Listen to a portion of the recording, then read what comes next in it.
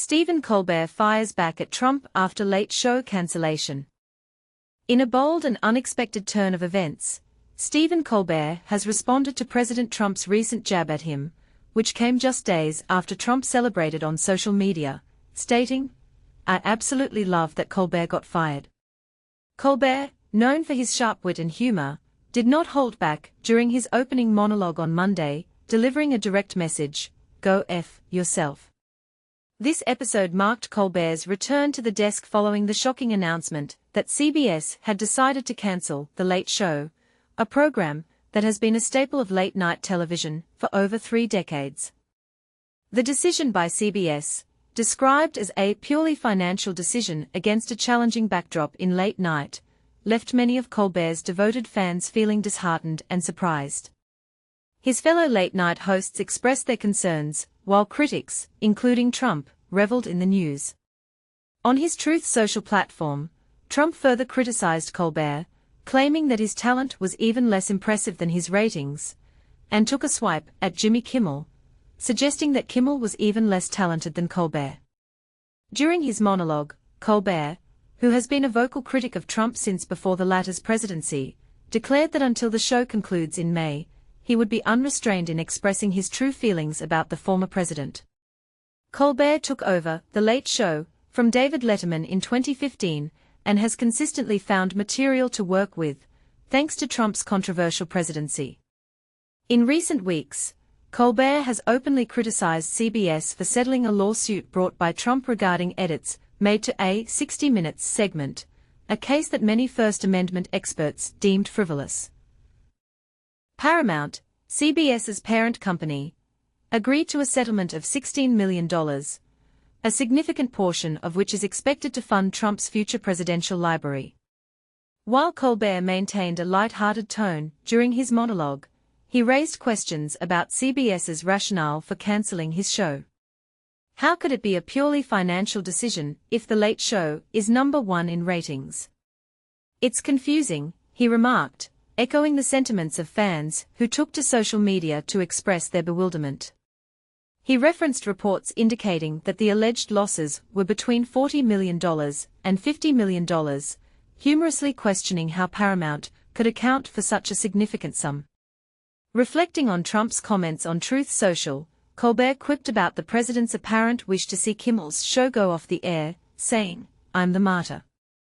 There's only room for one on this cross, and I gotta tell you the view is fantastic up here." In the wake of the cancellation news, Colbert has received support from fellow late-night hosts, including Jon Stewart of The Daily Show and John Oliver of Last Week Tonight. On Monday, these late-night personalities gathered at the Ed Sullivan Theatre, where Colbert has spent much of the past decade. In a humorous segment that spoofed a viral kiss cam incident from a Coldplay concert, guests Lin-Manuel Miranda and Weird Al Yankovic performed a rendition of Viva La Vida, while the camera captured familiar faces in the audience, including Anderson Cooper, Andy Cohen, Jimmy Fallon, Seth Meyers, Adam Sandler, Stewart, and Oliver. The animated kiss cam moment featured Trump affectionately cuddling the Paramount logo, adding a layer of satire to the evening. Although David Letterman did not join his late-night peers at the theater, he shared a compilation on his YouTube channel featuring moments from his tenure that poked fun at CBS, with the description humorously stating, "You can't spell CBS without BS." On Comedy Central, Stewart dedicated part of his latest episode to discuss the cancellation of The Late Show. He reminisced about his and Colbert's shared history as Daily Show alumni, praising Colbert for exceeding expectations in his role over the years.